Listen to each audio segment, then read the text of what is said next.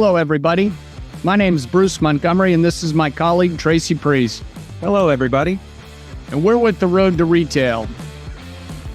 On our podcast, Tracy and I hope to offer tips, insights, ideas, and examples for how small, emerging, and challenger CPG, consumer packaged goods, brands can build their business. Everything from determining if you're ready to grow, where to start, how to prove it online, or how to go about securing distribution at a national retailer, driving your business through to the end consumer, or how to go about finding an investor if you're ready for that aspect. Bottom line is we would love to help you be successful by highlighting the many important aspects of this journey to establishing and growing your brand. Tracy and I have been doing this a long time. We've made a lot of mistakes, and we've done a few good things, so we're here to help you. Please follow our podcast on iTunes or Spotify, leave us a review, and consider sharing the show with a friend or colleague that may benefit from the content. Tracy? Bruce and I have been involved in consumer packaged goods commercial operations roles for over 30 years. We define commercial operation functions relating to sales, marketing, trade marketing, broker and distributor management, agency selection and management, new product development, brand acquisition and divestitures, and customer management. We also invite on our episodes friends and former colleagues from all aspects of the Road to Retail process to come on the show and offer their opinions and experience. Again, we encourage you to subscribe to our iTunes or Spotify channel at Road, 2 Retail.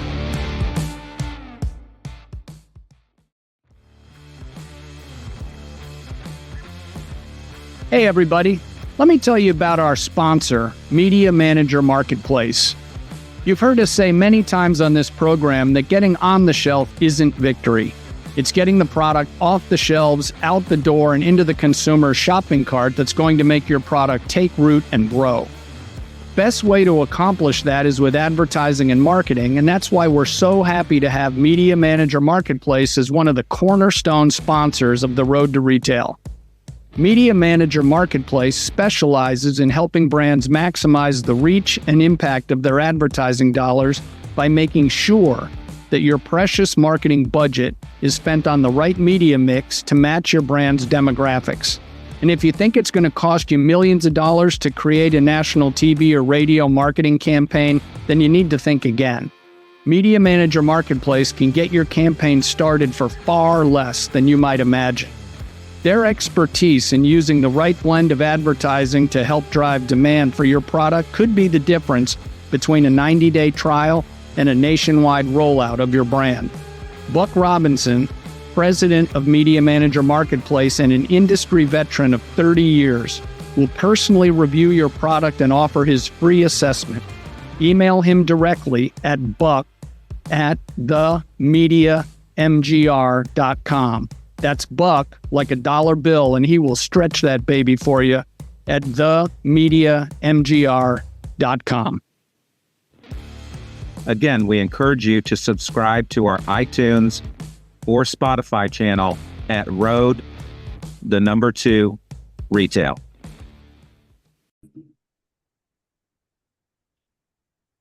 Welcome, everybody, to our new and latest Road to Retail podcast. Welcome, Bruce, my colleague, and also Alexis.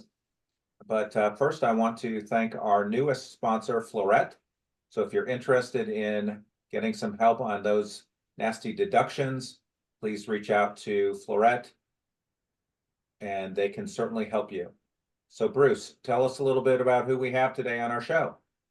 Thank you, Tracy. Today we're joined by Alexis Paige. She is with Pathfinders Advertising, and she's the Associate Social Media Director, probably soon to be the total director of Pathfinders. And the topic today is influencers.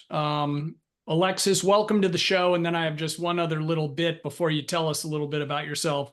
So Tracy and I, as you all know, we're big advocates for small, emerging, and challenger brands. And often in our discussion with these brands, the brands think if they can get online and hire some influencers, they go to Home Depot and buy orange buckets because money will rain from the sky.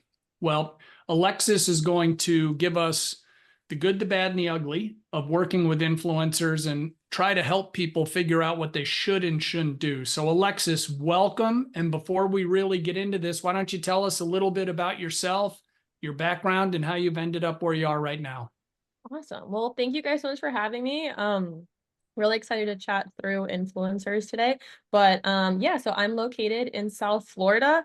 I really began working with content creation and digital marketing back in 2018 while studying marketing and computer science at Florida Atlantic University. And then my senior year there, I got an internship at a boutique agency in downtown Delray, and then I fell in love with everything advertising, branding, and marketing there.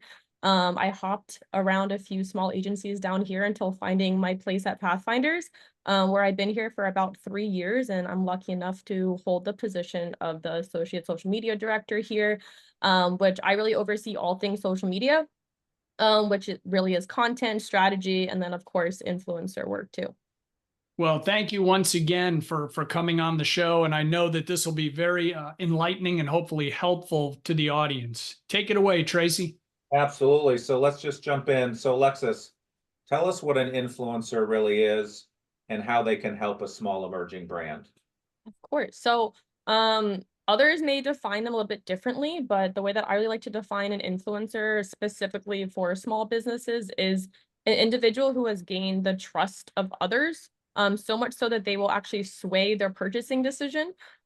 Usually they do create that high quality content and have like a higher than average following, but they don't necessarily need to. It's really just a person of influence for other people. Awesome. So follow-up question to that. How many followers does a real good influencer need? You're going to hear this a lot today, but it depends. So it really depends about the goal, budget. Budget's a big question.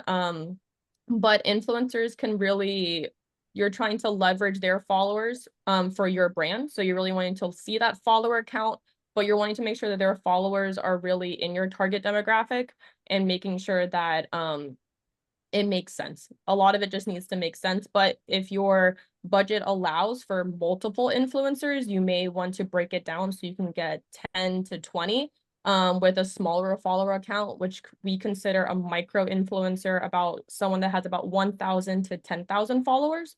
So that would be in the micro space, while a macro follower or a macro influencer could have followings up to 100,000. And then past that is a lot bigger, but it really just depends on budget and then also like your needs. If it's a specific niche, you may want to find people that have about 2,000 to 5,000 followers, because you're finding people that are following that individual for a very specific reason. So is it really more about quality or quantity or both? I like to always do quality over quantity. But with influencer marketing, you do want to be able to hit people at different times. I'm sure you guys know the statistic that it takes 7 to 8 touch points for someone to convert. That's no difference when it comes to influencer marketing. So you'd kind of want to pinpoint an influencer that, or a group of influencers that can hit your target demographic at multiple angles. So it's like maybe one person, an individual has been following for 5 years, while another person in the same space, they've been following for 6 months. If they see someone for 6 months that starts featuring your product, they'll maybe like interested but not fully convert. But then they see someone that they've been following for years feature the same product, and then you hit them twice. So you keep getting to see them more and more. And then of course, influencer marketing always ladders up to your other digital marketing efforts too. So you're going to hit them with the retargeting ads, the email campaigns, banner ads, all of that stuff. So it's really just an extra touch point, but it's a way more human touch, and really niches down to what the people that you're trying to follow. Gotcha. Bruce? So, yeah, thank you. So digging in here a little bit, many brands, as we already kind of mentioned, especially the small and emerging brands, they either want to use or already have jumped in and do use an influencer to represent their brand in an effort to, drive awareness and then convert that into sales. How do you work with clients or potential clients to actually identify an influencer that's a good match? And I hear you about budget, which is important, because you hear some stories. It's like, hey, my brother knows Peyton Manning. It's like, great, you make brownies. That not highly relevant. So how do you guys help shape that discussion so you end up trying to work with someone that makes sense? Oh, great question. So, yeah, we do hear a lot of like, oh, this sounds fun, this sounds trendy, like let's jump on it, but not necessarily having like the why laid out. So we really like to define goals specifically when working with influencers, because sometimes it can be very time consuming of managing it all. And really just at the same time, if any other effort, like you're putting money into it, I'm sure like everyone's really concerned about their ROI. So really just understanding the why, and that can help guide the right avenues for a business. So it's are you trying to do brand awareness? Are you trying to do reach? Are you trying to do straight conversions? Is really understanding like the why there. And then that guides the other questions of the persona of your ideal influencer candidate. So that's really when you're trying to find their engagement rate, their potential reach, which would be their follower count, and then also making sure that their audience matches your audience that you're trying to look for. And then a big thing as well is values, making sure that your brand's values are matching this influencer's values, because at the end of the day, it's their profile, but maybe you don't want your post next to a post that doesn't match the brand's values. So just being mindful of all of that. So really we try to make our ideal persona. And then from there, actually at Pathfinders, we are lucky enough that we have invested in different tools that allow us to filter and search out social media platforms to be able to get them to give us a different list of influencers. And then we use our own instincts, know how to filter that out even more before presenting it to a client, but is really diving into the purpose, the why, creating that persona, and then we find people that match. So before kicking this back to Tracy, Alexis, when you guys start from scratch with a client that thinks they want to work with an influencer, do you guys tend to, I'm making these numbers up, do you kind of narrow it down to 3, 4, or 5, and then you approach them, or do you try to get it down to the one? So it really depends on the purpose of it, but I think with influencer marketing specifically, you do want to have a range. So anywhere from like 5 to 10 would be like ideally to start out with. And that can be for a course of a year, especially for smaller businesses. Getting like 5 to 6 strong influencers that you can work with for a year is great, especially if they'll give you content per quarter. And then you can break it down and really like dive into the data and then give them better direction of what worked and what didn't for the next quarter. Really when you're trying to work with just one influencer, that's kind of like when we're leaning more towards celebrity territory. So really like I think we're used to like spokesperson, like right, we're used to like the cover girls and like the Neutrogena spokespeople, and like the Kim Kardashians, like those type of celebrities. When you're doing one influencer for a brand, you're leaning more on celebrity territory than like a more traditional influencer marketing approach. So you want to be able to hit them with different people, different avenues, and then also just be different pieces of content that you can probably repurpose on your channel as well. Great, thank you. So there's a difference between having Bruce Montgomery as your influencer versus Kim Kardashian. Just a little, but Well, I am available, and I'm very reasonable usually. So once a brand is identified an influencer, Alexis, how do they approach that influencer? Do they do it directly? Do they use, your agency or an intermediary? What do you recommend they do? so depending on the influencer, so influencer marketing has been growing a lot. It's very rapid now. And there's also a lot of management companies that are taking influencers under their wing, and they kind of handle all of the negotiations and contracting and all of that stuff in the same way that agencies like Pathfinders are taking on the management side of it for companies. So the way that we really like to do it is meeting the creator where they want to be contacted. And if they're an influencer and this is their full-time job, they usually make it very easy for anyone that wants to work with them to reach out to them. A lot of times it's really just like looking in their bio, making sure that if there's an email in there, and you can usually tell if it's like still them managing everything or if they have a management company. But also the tools that we use at Pathfinder specifically allows us to kind of like already engage with them and interact with them there. on that platform, but then we like to go into the old school email world, jump on a Zoom call. And then also if it's a much smaller influencer and maybe they're just getting a start, maybe this is like their first or second brand deal. Sometimes just sending them a DM works too. Like there's really no hard and fast rules with anything besides being professional and being human. Because at the end of the day, we're just trying to build relationships with these influencers too. Okay, good insight.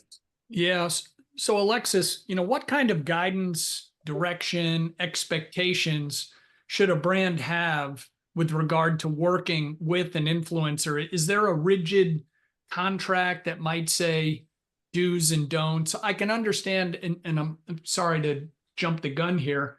I understand what you've already told us about, using their content, etc. I mean, is it a certain number of pieces of content a week? Does it have to be approved by the brand? I mean, how do you work with these people? Because sometimes you see some wild stuff and I'm like, I can't believe that there's not a brand manager or marketing director not having at least a grade 2 heart attack. So here I go again. It depends. So it depends on a lot of different things. I would say industry is a big part of it. Like some people need to get everything run through legal, while other people can be a little bit more flexible. I think it also depends on how you're compensating the influencer. So if you're giving them free product and you're just asking for a video, you can give them like overall guidance, but it's still something that like they're going to be posting on their account, just because of a swapping of deals, not necessarily due to getting paid. And it's also at the end of the day, most people work with influencers you want for a longer term period of time. And as it is a growing activation, you never really want to burn bridges, and no one really likes contracts being thrown in their face. They're there to support and help and on for both parties. So that really, at the end of the day, like, does this make sense in a human element?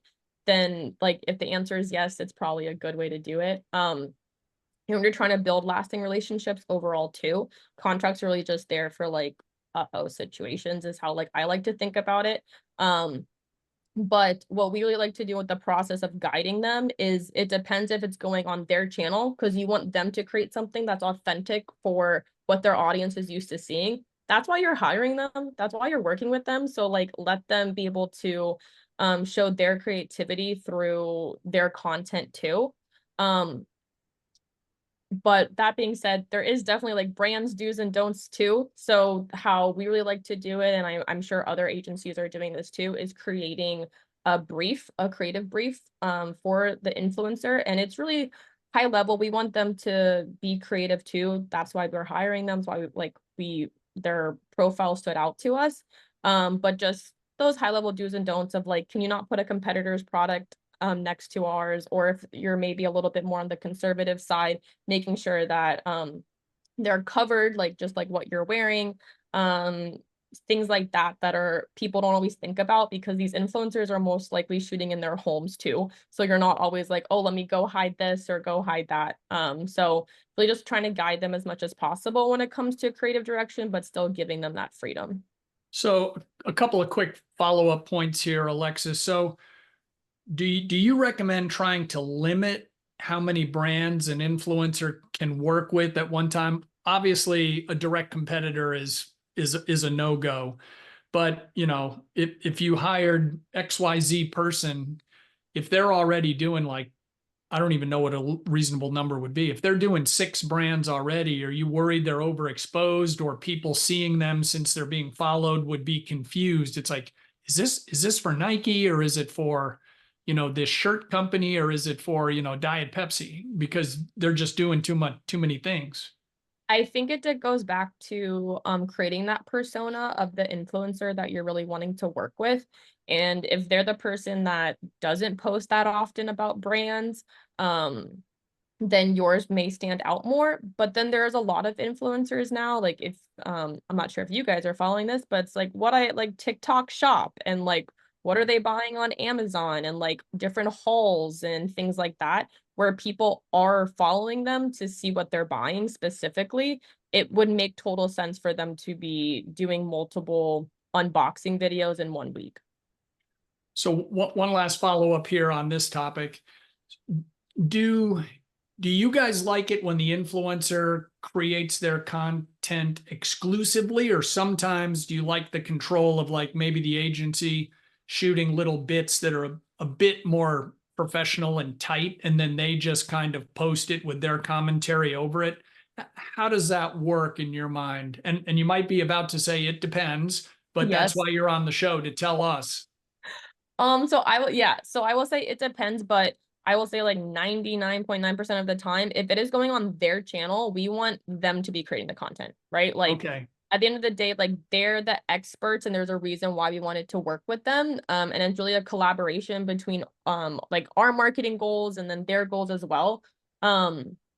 So being able to like blend that together, but where it depends come in is sometimes we get the opportunity and the usage rights of being able to take their content and repurpose it on the our clients' accounts or on an Interesting. email, on a website, things like that. So that gives us an opportunity to rejigger it a little bit, but we still want to stay true to why we hired them, why we wanted to work with them. But sometimes it makes sense to either add different clips on top of theirs for the purpose of the brand or for an unpublished ad or for an email. Specifically, the first thing that comes to mind is actually stitching multiple influencers things together. So if they said something really nice about your product and you can leverage that as a review, you may want to put 3 different reviews together and quote the influencer. Or a lot of the times though, like we're stripping down the content, I would say, than like adding on additional footage. And Alexis, do you guys ask for approval before something posts, or do you just kind of cross your fingers and as you work with them a little bit, you know, oh, we can trust Tracy, he's not going to be crazy? Or do you always have to eyeball it so you can tell your client? So if your client says, how could you let that go? I So mean, usually through the process, we do need to get it approved. There's people that we have worked with when they started out with like 5,000 followers is when we first connected with them, and now they have 250,000 followers. So there's some people that we have like a really strong connection with that's like, we don't anticipate for big edits to happen. It's just us doing our due diligence of QAing it. yep. Making sure the product's in focus, making sure like we're following all the legal claims and things like that. Usually there is a little bit of getting it approved, but that's if you're getting back a lot of edits, I would like then look to yourself and look at your creative brief and be like, am I setting up this influencer for success? Or am I just like assuming that they know a lot of stuff about my brand? Great. Thank you. Awesome. So it sounds like from what you're saying is it's a really fine line about letting them be them, I love your word, authentic. Let them be creative. What happens when there's a dispute? Like they do something that is not according to what the brand wants. So what do you do then? So that's when the contract is in a good place of like it's supposed to be helping both parties of like, hey, we agreed to this. So we have made certain updates in our contracts throughout the years too, of just being able to make sure that like we're not ghosting them and they're not ghosting us. But a lot of times it depends on like how, if this like a one-time thing, like have we been working with them for 5 years and then this is like a one-off, maybe they like had to use a different photographer, videographer, or an editor for this project and it just wasn't super happy, or it's just jumping on a call with them most of the time or jumping on with their manager and just being able to like talk as humans and be like, hey, like why did this happen, how could we have helped? And like usually it comes to some sort of an agreement that both people are happy about, Right. of like how to make it move to the next level. But really leaning on your content brief or creative brief and making sure that like that we're setting people up for success there. And then just seeing if it's been a long relationship or a short relationship. If it's been a shorter relationship and both parties aren't happy, you're probably not going to work with each other again, but like that happens too, and you're trying to figure out like who makes the most sense, and they're still representing your brand at the end of the day. So just, you never want to burn bridges, but it's just being professional. And a lot of influencers are professional, like this is like their full-time job or part-time job. So They just want what's best too. Right. Okay. So Alexis, a follow-up here. So let's say Tracy's a famous, he's got a following for traveling. Okay. So people follow him because he goes to cool places or travels a lot. If he's an influencer for United Airlines, and then for some reason they reach the end of his term, is there some sort of industry standard where Tracy would be prohibited from going to be a Delta person right away? Is there like a 90-day cure in some of these contracts where you got to put a little air, no pun intended, between him working for United and then Delta? Or is it he could do United on Tuesday and Delta on Wednesday? Each brand is very different. And each industry is very different, I would say too. Like we've had some influencers work with us and they're like ready to sign our contract. And then they're like, whoops, sorry. I just signed this other contract for a year. Can you like think about me next year? So it depends on like the contracts. There's really no like hard and fast rule. It's really looking to the influencer of like they're trying to be as authentic as possible on their end. So I think that would be more of a not a question to ask them, but like it's a question that they're going to end up asking themselves of like, hey, I've been talking to United and sharing this stuff for a year. I grew this many followers. I have this much trust from my following. Like, should I do that? Like, does that benefit them? Probably not, because at the end of the day, like they're like they gain the trust of all these people and like they're sharing their recommendations because of the trust that they gained. So that's more on like them to think about, I guess, than really like the brand side. But when it comes like the rule of thumb that we usually see is 30 days or 60 days after you would post one of the brand pieces of content, ask not to show a direct competitor. So it gives us a long enough time. It gives a long enough time in your feed for it to still seem authentic, but still gives them an opportunity of not to be 100% exclusive. But it's really, we hear a lot more from influencers telling us like, hey, can I post this a month later or 2 months later? Because they don't want to hurt that relationship that they've built with their followers. That's smart. Thank you. So let's talk about the money. So how are influencers compensated? Is it like per post? Is it a calendar period of time? Is it, if I'm an influencer, I also have to make, 4 personal appearances at trade shows. I mean, how does this work? Since this is such a changing industry, or a changing activation, it really contracts vary. Contracts can be a one and done. You'll hear from either of us again when something comes up, right? And then other times it's a 5-year long deal and they need to be at different like in-person activations or an event or a launch party. There's influencers that go to, I'm sure you guys have heard of like the influencer like trips and all of that stuff. Like it vastly ranges. So it really just depends on the budget and what they're willing to sign up for. But I would say like when we're talking about really like small businesses, I would focus on year-long, quarterly long contracts of like how much content they're willing to do. Most content creators and influencers will give a little bit of a discount of like cost per post if you do work with them for a longer period of time. So if someone wants to charge $500 for a reel, which is very low and reasonable, for one reel, maybe they'll lower it to 400 if you contract them for 4. So it's really just like negotiating with them, talking them through different things of what they also have planned in their life, and then how to naturally weave in the product into their content. Interesting.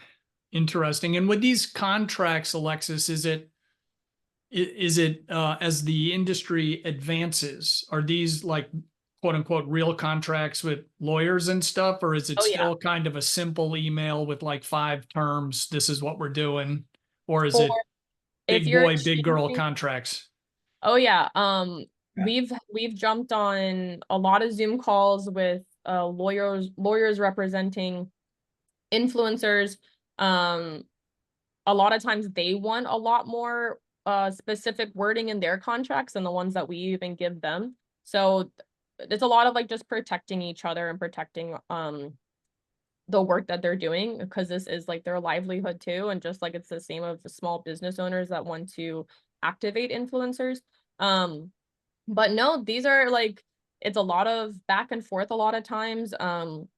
What we really tell our clients that we work with too is that like the quiet time kind of like between briefing, between sourcing influencers to like seeing the content live, that's when there's like a lot of back and forth that like we're really managing on the company's behalf of like talking to lawyers, talking to the influencer themselves, managers. It's a lot of like back and forth just to make sure everyone's happy with the final contract. Great. Thank you. Gotcha. So you talked about like length of contract, and so is it better to work with an influencer for an extended part, amount of time, like 5 years, or is it better for a brand to kind of rotate through different, influencers? I think finding a happy medium is probably the best bet. Of you don't necessarily like will go from never working with an influencer to suddenly have 10 that you're contracted for 5 years, and then their content isn't performing as you thought that they wanted to. They weren't creating the content that you originally aspired them to do, or like it's just the back and forth with them, like it's not a good fit. Sometimes like that just happens. So what we really try to do is like start off with like a more smaller contract, but then build our way up and find the people that enjoy working with us and that we enjoy working with them. So kind of like a trial balloon, like, hey, let's try this out. Let's feel each other out. Do a couple posts for me, and then we can grow with that, is what you're saying. Kind of. I wouldn't necessarily think of it as like a trial run. I would just say like, hey, we need like you're fulfilling the ask for right now, and that contract will end, and then you would renew a different contract for later. And then like as you get to know them and as you get to see the content that they produce and like how you guys work together, that's when you would discover extending like their next contract for a longer period of time. So maybe your first one with them is one piece of content, and then your second contract with them is like 3 pieces of content. Your third contract with them is a year-long partnership where they post once a month. Gotcha. So Alexis, how do clients, or how do you recommend clients evaluate success? Like, what are these metrics? Tracy and I are a bit old school. It's sales. Okay. But is it likes? I mean, some of that stuff, again, I would like people to like my content. I would like them to like my influencer, but if someone just keeps clicking like and thumbs up and doesn't buy anything, I'm not sure how happy I am. I guess it beats people hating the stuff I'm doing. But what are the metrics that you counsel your clients on? Like, you could say, hey, Bruce, Tracy, this thing could cook and you guys could see sales starting in 10 days.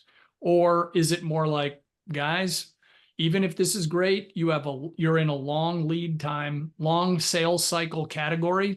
People aren't going to go out and buy an electric Porsche just because they see, Tracy Priest as the influencer. I mean, I would, but. So that goes back to like before we even activate any work when it comes to influencer marketing, what is the goal? Like, are you launching a new product and your main goal is awareness and reach? Then that's one thing. If you're trying to do more bottom of the funnel with conversions, that would be another thing. So if you're really trying to get that reach out there and brand awareness, that's when you're going to look at potential audience size or their follower count, but really making sure that their followers are matching up with your target demographic as closely as possible. But if you're really thinking about conversions and specifically for sales, that's when you're going to look at engagement rate, which would be like the likes and shares and comments and all those stuff. But mainly if you are working with an influencer that you're talking to them about conversions, they have a lot of other numbers and metrics that they can show too. They can probably show you a click-through rate on their stories or on their blogs. They can probably show you engagement rate overall, but also just like click-through links, link in bio if you're using Instagram. Some even have emailing lists now. So I think it just depends on what your goal is, but overall it would be like either top of funnel, bottom of funnel. But yeah, I keep saying it depends, but you're going It's to use true. influencers for two different things, either leveraging their followers for reach or leveraging their followers for conversions. But you can't necessarily guarantee like the first time that an influencer shows your product on their channel ever that like they're just going to convince them to immediately make that purchase. But what's really beneficial with influencer marketing now is especially like Instagram, they have different tools where you can do a collaboration post, or you can even run an unpublished ad at their followers. So there's other ways to do things, but you're also, if you're focusing on that reach objectives, a lot of times through engagement, you can then build that retargeting audience, which can help you build conversions. So it's like it just depends where it fits in your digital marketing strategy altogether. But yeah, those would be like the main ones that you would want to look at, would be like reach, engagement rate, click-through rate, things like that. So what percentage would you say of the brands you work with are looking for reach, and what percentage are they looking for conversion? Oh gosh. Just I would curious. say it's about like half and half, like 50-50. Okay. Truly, because it depends on the other activations that we're working with. So we have some influencer activations that are solely reach, but what we're doing with those reach numbers is retargeting people, and we're hitting them in other spots. So we have that.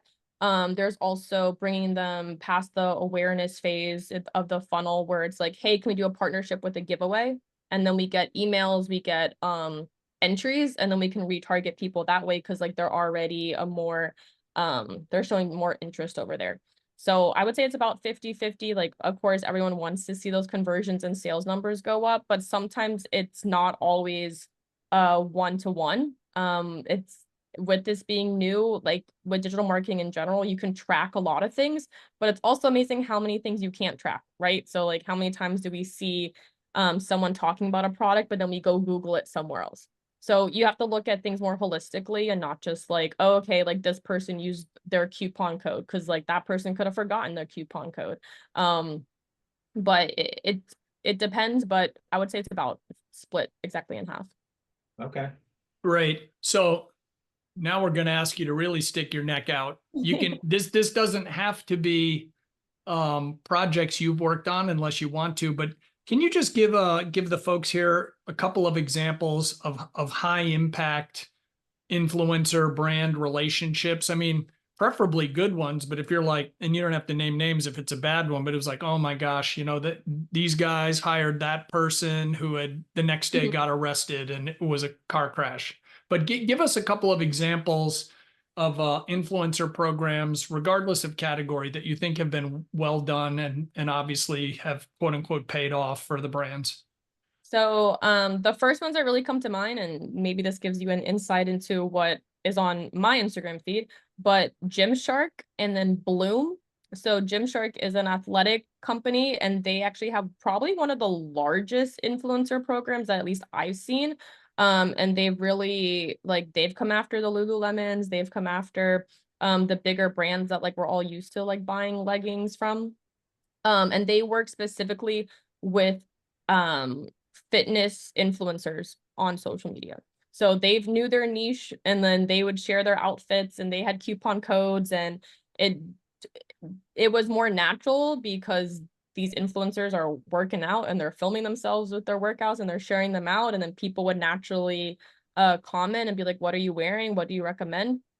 And then they would get sales from that.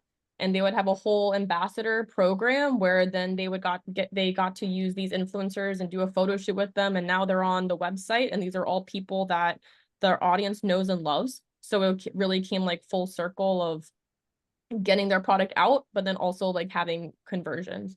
And then they've been around for a little while now, I would say. I really saw them come out in this space 6 to 8 years ago, I would say. I was like, they were like one of the first brands that I remember the creative director at the agency I was at the time, and I talking about them because we had a legging account which is usually how you find people like this anyways.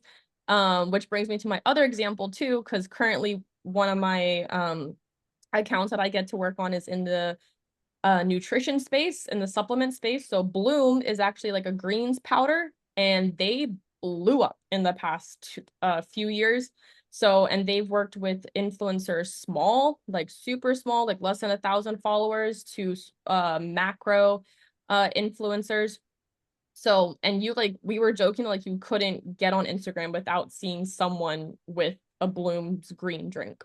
So I think those were good examples of just some brands taking off. There's been a lot of in like the clothing space too. There's some now influencers that are even creating their own brands, which I think really show that the influence is there, and like they can build something up based off of knowing that people will trust them and trust what products they recommend.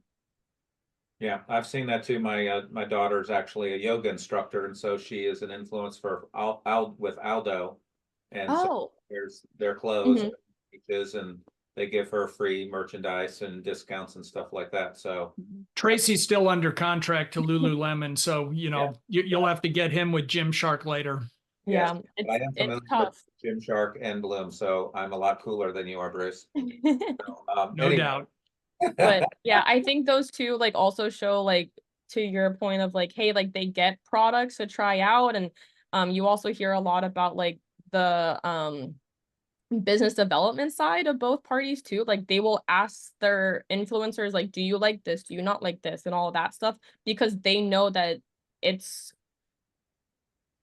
based on them too, like for them to even share out with their followers, they need to be able to trust the brand too and the quality. So it's like going back to like making sure that like everyone's happy with the situation and that like the values match and all of that.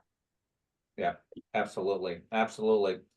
Well, coming into the home stretch here, Alexis, thank you so much again for your time. But tell us, who's been the greatest influence on your career so far? Oh gosh. That is a very tough question because so many people have influenced my career, and I'm very grateful for everyone who has come in my life through my career path. But maybe cliche, but hopefully my mom will watch this. But yeah, I would say my mom. She raised me and my brother as a single mother and pushed me to go to college, and took us to the ballet classes and the soccer games and all of that stuff. And she really let me pick my career, I guess. Was trying to push me towards different things, but was really happy that I ended up with marketing, and has always been very supportive along the way. Well, it sounds like she was very committed and also showed you guys tenacity doing all that stuff. So, Alexis, as Tracy said, thank you so much for coming on the show. This is such a big topic, and it's probably already evolved 10 degrees since we started our discussion. How do people get in touch with you if people want to learn more about influencers, learn more about Pathfinders? What's the best way to track you down? I would say definitely head to the Pathfinders advertising website. So it's pathfind.com. We have a whole section about influencer marketing if you're curious to know more. Also, like all the different avenues that we talked about and how they work together. But if you would like to contact me directly, you can just email me at paige@pathfind.com. But if you go to the whole website, there's a bunch of contact pages there too. Great. Well, thank you so much. Tracy, the big finish. Absolutely. Well, again, Alexis, this was very insightful. Hopefully, well, I know our small emerging brand audience will love this. It's like Bruce said, a very big hot topic. So again, I know our audience will enjoy this, and continue to follow us on our LinkedIn page, as well as our Spotify and iTunes page under Road, the number 2 retail. And thanks again, Alexis, for spending some time with us today. Awesome. Thank you guys for having me. Good luck out there, folks.